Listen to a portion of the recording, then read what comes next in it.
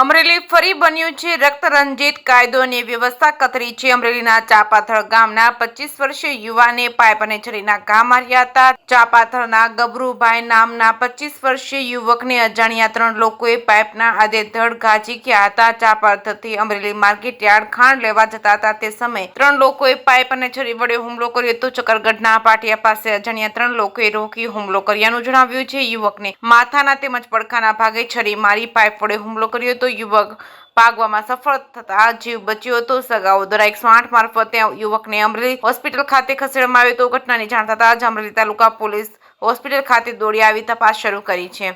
જે કેસ ગુજરાતી સાથે જૈનિક સોજિત્રા અમરેલી।